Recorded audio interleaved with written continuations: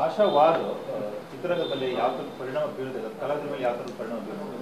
ಕಲಾವಿದರ ಮೇಲೆ ಖಂಡಿತವಾಗ್ಲೂ ಪರಿಣಾಮ ಬಿದ್ದೇ ಬೀರುತ್ತದೆ. ಯಾಕಂದರೆ ಈಗ ನಂದು ಮುಂದೆ ಒಂದು ತಮಿಳು ಸಿನಿಮಾ ರಿಲೀಸ್ ಆಗೋದಿದೆ. ನಾನು ಅಲ್ಲಿಗೆ ಹೋದಾಗ ಅಲ್ಲಿನ ತಮಿಳು ಅಂದರೆ ಯಾರಿಗೆ ಆದರೂ ಅವರವರ ನಟರು ಅವರವರ ಭಾಷೆ ಅವ್ರಿಗೆ ದೊಡ್ಡದಲ್ಲ. ಸೊ ಅವರು ಪ್ರಾಬಬ್ಲಿ ನನ್ನನ್ನು ಕೆಣಗ್ಬೋದು, ನನ್ನ ಮಾತಾಡೋದು. ನನ್ನ ಒಂದು ಉದಾಹರಣೆ, ನಾನು ಆ್ಯಕ್ಟ್ ಮಾಡೋದ್ರಿಂದ ನನ್ನ ಸಿನಿಮಾ ರಿಲೀಸ್ಗಿರೋದ್ರಿಂದ ಹೇಳ್ತೀನಿ. ಇದೇ ರೀತಿ ನನ್ನ ಥರ ಹಲವಾರು ಜನ ಕಲಾವಿದರು, ಈಗ ಉದಾಹರಣೆಗೆ ರಜನಿಕಾಂತ್ ಅವರ ಸಿನಿಮಾನೇ ಬಂದಾಗ ಇವರು ಇದ್ರ ಬಗ್ಗೆ ಏನು ಮಾತಾಡಲಿಲ್ಲ, ಸ್ಟೇಟ್ಮೆಂಟ್ ಕೊಡಲಿಲ್ಲ ಅಂತ ಅವರು ಅಲ್ಲಿ ಮಾತಾಡ್ಬೋದು, ಲಾಬಿ ಮಾಡ್ಬೋದು.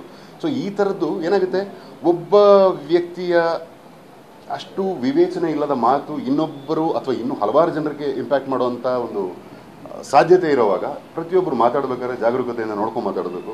ಆ್ಯಂಡ್ ಬೆಳೆದ ಮೇಲೆ ನಾ ಏನು ಮಾಡಿದ್ರು ನಡೆಯುತ್ತೆ ಅಲ್ಲ, ಬೆಳೆದ ಮೇಲೆ ಆ್ಯಕ್ಚುಲಿ ಜಾಸ್ತಿ ಬಗ್ಗಿ ಒಂದು ನ್ಯಾಯವಿನಯದಿಂದ ನಡಿಬೇಕಾಗುತ್ತೆ. ಯಾಕಂದರೆ ತುಂಬ ಜನ ನಮ್ಮನ್ನು ನೋಡ್ತಾ ಇರ್ತಾರೆ, ತುಂಬ ಜನ ನಮ್ಮನ್ನು ಅನುಸರಿಸ್ತಾ ಇರ್ತಾರೆ. ನಮ್ಮ ಒಂದು ಮಾತು ಒಡಕು ಮಾಡ್ಬೋದು, ಕೆಡಕು ಮಾಡ್ಬೋದು, ಒಳಿತು ಮಾಡ್ಬೋದು. ಸೊ ಯಾವ್ದು ಮಾಡಬೇಕು ಅನ್ನೋದು ಯೋಚನೆ ವಿವೇಚನೆ ನಮಗಿರ್ಬೇಕು. ಈ ಭಾಷಾವಾದ ಚಿತ್ರರಂಗದಲ್ಲಿ ಯಾವ ಥರದ ಪರಿಣಾಮ ಬೀರುತ್ತದೆ, ಕಲಾವಿದರ ಮೇಲೆ ಯಾವ ಥರದ ಪರಿಣಾಮ ಬೀರುತ್ತದೆ?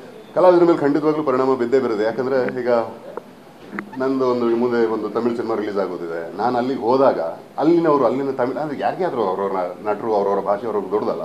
ಸೊ ಅವರು ಪ್ರಾಬಬ್ಲಿ ನನ್ನನ್ನು ಕೆಣಗ್ಬೋದು, ನನ್ನ ಮಾತಾಡೋದು. ನನ್ನ ಒಂದು ಉದಾಹರಣೆ, ನಾನು ಆ್ಯಕ್ಟ್ ಮಾಡೋದ್ರಿಂದ ನನ್ನ ಸಿನಿಮಾ ರಿಲೀಸ್ಗಿರೋದ್ರಿಂದ ಹೇಳ್ತೀನಿ.